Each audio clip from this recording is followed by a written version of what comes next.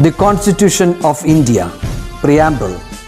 We, the people of India, having solemnly resolved to constitute India into a sovereign, socialist, secular, democratic republic and to secure to all its citizens justice, social, economic and political, liberty of thought, expression, belief, faith and worship, equality of status and of opportunity, and to promote among them all fraternity, assuring the dignity of the individual and the unity and integrity of the nation.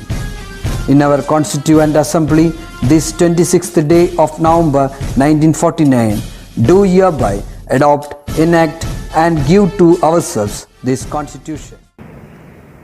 Hello children, welcome to our English class. Children, health, wealth and wisdom come to those who embrace the morning and making use of it. So children, the early morning sunshine is embedded with lots of vitamins along with hope and light. So be ready to receive the warmth, the light and grace showered by the most powerful source of energy in the universe. Okay? Waking up early makes a man punctual, energetic and alert throughout. Presence of mind can also be improved. So, my dear children, be ready to wake up early. Okay children, now I'll move to the new lesson, the Book of Nature. It's written by Pandit Jawaharlal Nehru. Already last year you studied a letter written by Pandit Jawaharlal Nehru to his daughter Indira. Yes, it's about freedom struggle. And now we are going to read another letter about nature. It's a beautiful description by Nehru. So children, take your textbook. It's the introduction part. I'll read. Listen. Letters from a father to his daughter is a collection of letters written by Jawaharlal Nehru to his 12-year-old daughter Indira in the summer of 1928. At that time, Nehru was in Allahabad and Indira was in Mussoorie. Nehru used to write letters from time to time to Indira. The Book of Nature is one of those letters. So in this book, which have the collection of letters by Nehru to his loving daughter Indira. When he was in Allahabad, Nehru wrote her a series of letters in which he told her the story of how and when the earth was made, how the life began and how the civilizations etc. etc. In this earth, nature is one of the oldest book available for human being to understand about many things. Okay children? So use this letter for your upcoming years. It's beautiful letter by Nehru. And his daughter was in Mussoorie. Mussoorie, it's a beautiful place, one of the best place in India. Yes children, have you heard Shimla, Nainital, this Mussoorie, Darjeeling? These are at the foothills of Himalaya. Okay, so I'll move to the lesson. Listen carefully. Okay, the Book of Nature. When you and I are together, you often ask me questions about many things and I try to answer them. Now that you are at Mussoorie and I am in Allahabad, we cannot have these talks. I am therefore going to write to you from time to time short accounts of the story of our earth. So here Nehru and Indira were together at home. She used to ask some questions to her father about many things around the world. Now, Nehru is at Allahabad and Indira at Mussoorie. They cannot have this talk. Yes. casual talk. So, Nehru wishes to write a short account of the story of our heavenly earth. Okay, children? I am afraid I can only tell you little in these letters of mine. But that little, I hope, will interest you and make you think of the world as a whole and of other peoples in it as our brothers and sisters. When you grow up, you will read about the story of the earth and her peoples in fact books. You will find it more interesting than any other story or novel that you may have read. Okay, I am afraid I can only tell you very little in these letters of mine. What Nehru said, he was afraid why he could tell only very few things through letters, yes, and that very little information for his daughter. It may give interest to her, and that would make her think of the world as a whole and would think of other people in it, those who are living here. She may thought them as brothers and sisters. Nehru told that Indra would read about the story of the earth and people in books when she grew up. That's possible for us. We will know about this world through books. But that's not the real one. For the reality, what we want to do, that he explained. Let's see that. What he said, when you grow up, you will read about the story of the earth and her peoples in fact books. Fact books means history books. We'll come to know about our prehistoric or our civilization through books, through history books. Yes, you will find it more interesting than any other story or novel that you may have read. While reading, you will feel interest in those books. But the reality, how you will find it out. Let's see. You read history in books. You will read history in books. But in old times, when men did not exist, surely no books could have been written. How then can we find out what happened then? How those people find out what all happened before them? Yes, children, how they find? Through some tips they got from rocks. Kalvattugal nammal parayarundi. Yes, historically we will study that.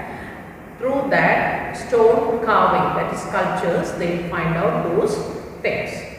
We cannot merely sit down and imagine everything. That's not possible. Sitting in the same place and imagining, that is thinking about it, well, it may be like this or that. That's not possible. So, this would be very interesting for we could imagine anything we wanted to and would thus make up the most beautiful fairy tales.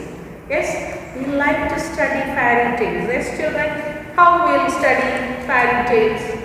The very interesting voice. If somebody is explaining or teaching us, we will sit like this. Agamshayode kettu fairy tales. Have you heard any fairy tale story which you like the most? Yes, Cinderella, Frog Prince and Jack and the Beanstalk. These are fairy tales. Is it possible for us to imagine that our earth as a fairy tale to hear? That's not possible. Yes. So, this is not a fairy tale to explain to you. That's what Nehru was saying through his letter. This is not a fairy tale to explain as such. It's something more than that. We cannot merely sit down and imagine everything. This would be very interesting, for we could imagine anything we wanted to and would thus make up the most beautiful fairy tales. Okay, we can't imagine this world as a fairy tale and say so many beautiful stories. But this need not be true, as it would not be based on any facts that we had seen. This is not true. What the fairy tale was not a true one. They are saying as such. But what we are studying now about our earth, about our nature, that is true. Yes. But although we have no books written in those far off days, that is olden days, those people, they didn't have any books to read. Fortunately, we have something which tell us a great deal as well. Fortunately, we have something which tell us a great deal as well. Almost as a book would. Nearly, that is equal to the book. Something is there to tell us about this world. What is that? We have rocks and mountains and seas and stars and rivers and deserts and fossils of old animals. Through this, that is through rocks, mountains, seas, stars and rivers, deserts and fossils, we come to know about our past history, old, not through books, that is directly those things taught us. What is our world? What is our earth? How we are living now? These are the gifts of our ancestors. Okay? These fossils of old animals, have you seen any picture? Look at this. This is the fossil of old animal. അവരുടെ അസ്ഥികൂടങ്ങൾ ആ ഒരു ചിത്രം അത് അങ്ങനെ പതിഞ്ഞേർക്കാണ്. Okay?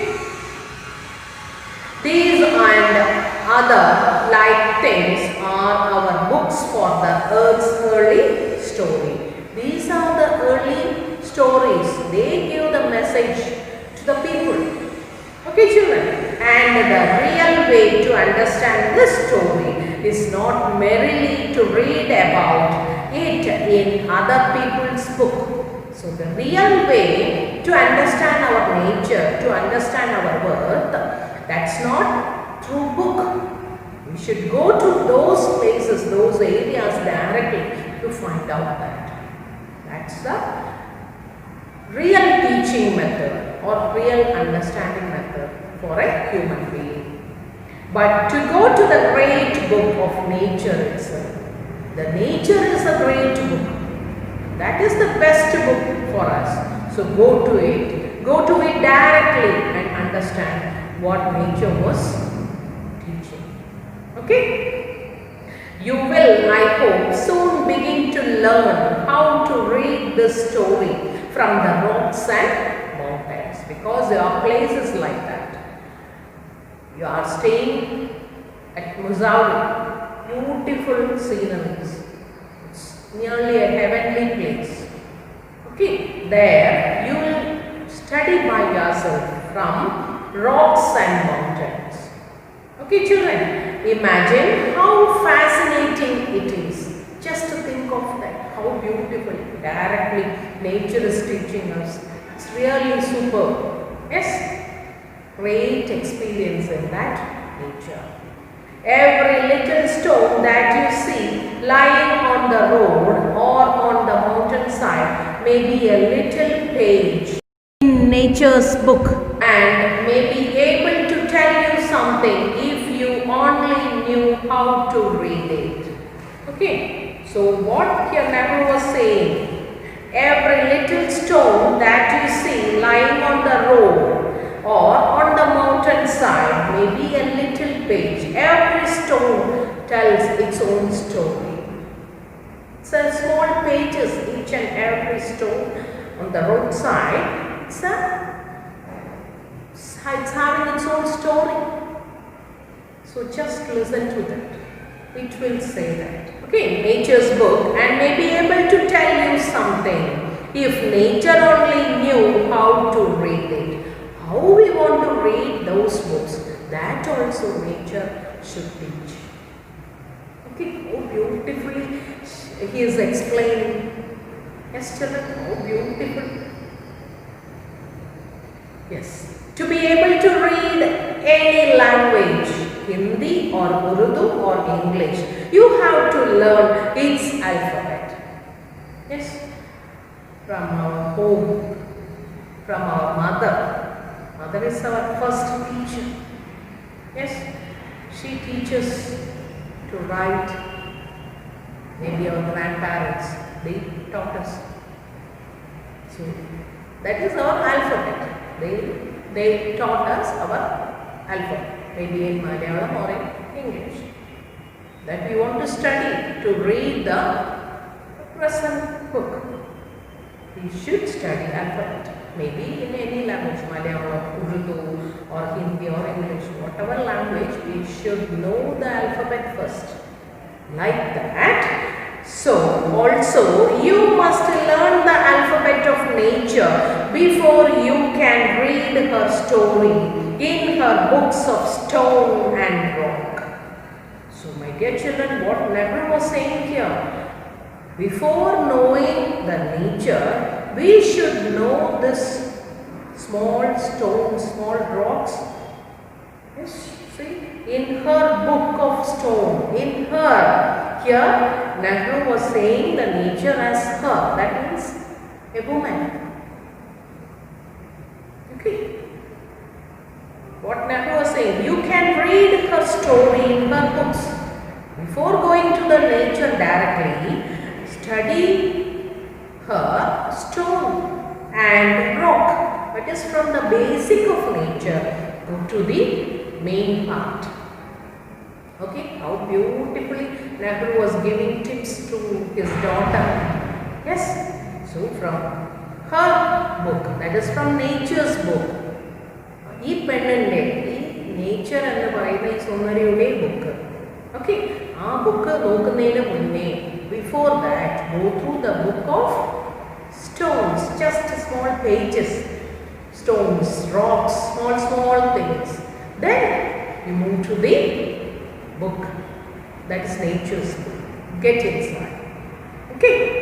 Even now perhaps you know a little how to read this. Even everyone should know how to read the small one. Then only we can move to the big books. Okay. If you see a little round shiny pebble, does it not tell you something? If you are looking at a small pebble, kallugal nalla polish aaya kallugal. Yes, just look at this picture. If we are looking at this small pebble, it not tell you something. It's saying to us, yes, that pebble is giving us some tips or something about its life. How did it get round and smooth and shiny without any corners of rough edges? Yes, the pebble, something beautiful, polished, smooth, shiny. Yes, how it becomes? By the creation itself it happened? No. If you break a big rock into small bits, each bit is rough and has corners and rough edges. Yes, if we break a stone, it will have its own corners, edges, and that also rough. But these pebbles, they are very polished. How it become? It is not at all like a round, smooth pebble. How then did the pebble become so round and smooth and shiny? How the pebbles became like that? How, what happened? It will tell you its story if you have good eyes to see and ears to hear. Yes, children? Pebbles are ready to say their own story, but for that we should have our own beautiful eyes to see and ears to hear their voice. It tells you that once upon a time, it may be long ago, it was a bit of rock, just like the bit you may break from a big rock or stone with plenty of edges and corners. Yes, they also had their own corners, edges and rough side, but probably it rested on some mountainside. It may be rested on some mountainside. Yes, from there they Then came the rain and washed it down to the little valley, where it found a mountain stream, which pushed it on and on till it reached a little river. So what happened for that stone? From there they came down through the rain. Yes, and washed it down to the little valley. From there to the valley. From there through the mountain stream. They are coming to the bottom. Okay, and little river. Okay, and the little river took it to the big river. From stream to the river, and that little river to the big river. And all the while it rolled at the bottom of the river, and its edges were worn away. So now no edges was there. Thus the rough surface was made smooth and shiny. So it became the pebble that you see. So now they are looking smooth and shiny. That's what we are seeing now. This pebble story. The pebble was saying its own story. That's what Nehru was saying. Okay. Somehow the river left it behind and you found it. Somehow the river left it there and river moved to the sea. And at that time you found it. If the river had carried it on, it would have become smaller and smaller till at last it became a grain of sand. See how beautifully steps are moving from the mountain. The stones are broken and the rough part, and that rough part, because of the rain, they move to the valley. From the valley through the mountain stream, they are moving, again they are moving to the river, small river, and from the small river to the big river. And sometimes from there you can see those pebbles as a smooth and shiny part. Otherwise, from there also they move through the way. That's what Nehru was saying. It would have become smaller and smaller. Now also they are becoming very small, becoming polished and becoming small, till at last it became a grain of sand. At last only sand remains. വെറും മണൽ തരികളായി മാറുകയാണ് ആ കല്ലുകൾ. പാറയുടെ മുകളിൽ നിന്ന് ആ കല്ലുകൾ വെറും മണൽ തരികളായി മാറുകയാണ്. And joined its brothers at the seaside.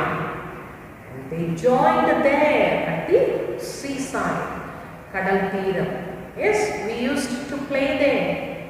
That place we know, it's known as, that place is known as, we played, yes, beach. Yes, seaside, to make a beautiful beach. Because of that stone, here beach formed, where little children can play and make castles out of the sand.